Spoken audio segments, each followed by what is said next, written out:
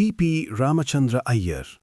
Santhammal was very helpful to seekers who wanted to have contact with Bhagavan in the kitchen. She came to the aid of many seekers who could not open up and speak in the hall in the presence of everyone else. Similarly, T.P. Ramachandra Iyer, or T.P.R., who was one of the attendants of Bhagavan, was very helpful to seekers in the hall. He was congenial by nature and understood the suffering of seekers who flocked to Arunachala in quest of solace and clarity in their spiritual struggle. When the ashram grew bigger in the 1940s, a lot of people came thronging to see Bhagavan. Soon, rules and regulations naturally came into play to ensure that Bhagavan was not unduly disturbed. Genuine seekers who found it difficult to approach Bhagavan with their personal and spiritual problems would approach TPR for help. He was the bridge between these seekers and Bhagavan and helped them have contact with Bhagavan in some form or the other. Bhagavan sometimes allowed both Santhammal and TPR to flout the ashram rules because they were only trying to help seekers. TPR was born in Tiruvannamalai and he grew up at the foot of holy Arunachala. His family had stayed there for generations and they were devoted to Arunachaleshwara, the temple deity, and his Shakti, Mother Apita Kuchambal. When TPR was a boy of 6 or 7, he had the darshan of Bhagavan many times in Virupaksha cave. He used to run to Virupaksha cave, but he was honest enough to admit, "I went to Bhagavan because he gave us sweets like sugar candy and raisins."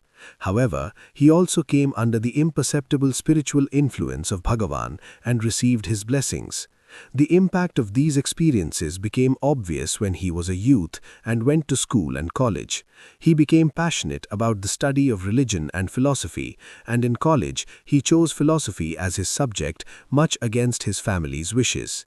Perhaps he needed the theoretical knowledge of the scriptures of all religions for him to understand and put into practice Bhagavan's direct teaching. In his later years, he became an affluent lawyer in Chennai.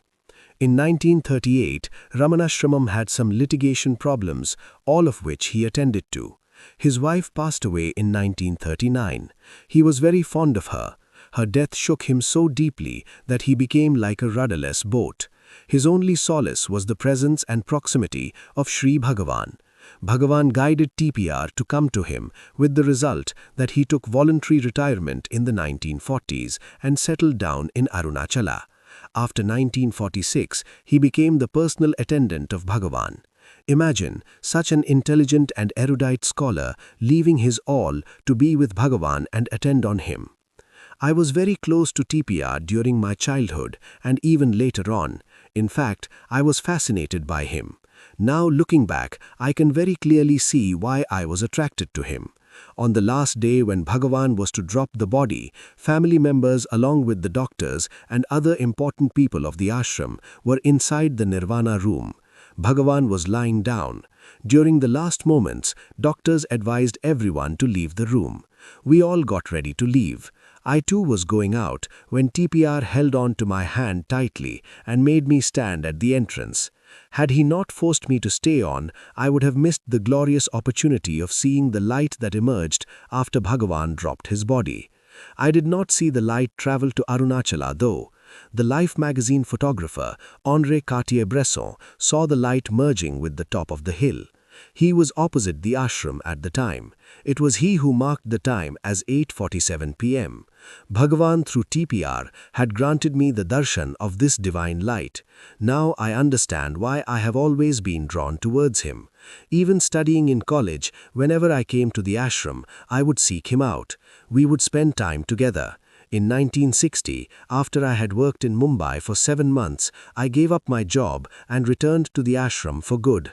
Because of this, I was in close touch with all the old devotees, including TPR. All this happened on account of Bhagavan's blessings. When a person is dedicated to the truth, God guides him through sages and saints. A lady saint gave me a duty to perform. She said, "Bring back all the old devotees who have left the ashram. Bring them back and serve them. Make them live comfortably inside the ashram." This is how perhaps everyone, including TPR, came back. One day when I was walking to the ashram, TPR tapped me on the back and said, "I too studied philosophy like you. I took philosophy as a special subject in college. I liked it immensely. When I had just become a lawyer, I came to the ashram on one of my frequent visits.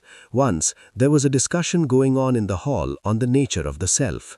Since my mind was still fresh with all the bookish knowledge that I had gathered, I freely gave vent to all that I had learnt. I talked about the various grades of consciousness that exist in the different systems of philosophy. I also used terms such as superconsciousness, subconsciousness, and unconsciousness. I boasted before Bhagavan. He listened to my enthusiastic and elaborate explanations and then reacted suddenly and sharply. It is only with reference to something that one can postulate a super, a sub, or an unconscious state. Consciousness being the truth, any form of postulation of it is ignorance, even though it may be very appealing to the intellect. Truth is very simple and direct. It needs no variation. What exists is only consciousness. Call it by any name: Atma, Brahman, awareness, absolute, Arunachala. It is pure consciousness. These powerful words of Bhagavan made me instantly dive within, into that one and only consciousness. I was submerged in bliss for a long time. What TPR said next was beautiful. This is the advantage of living near the Master. What takes one volumes to understand just takes one knock from the Master. It makes you go into that state to experience the truth instantaneously.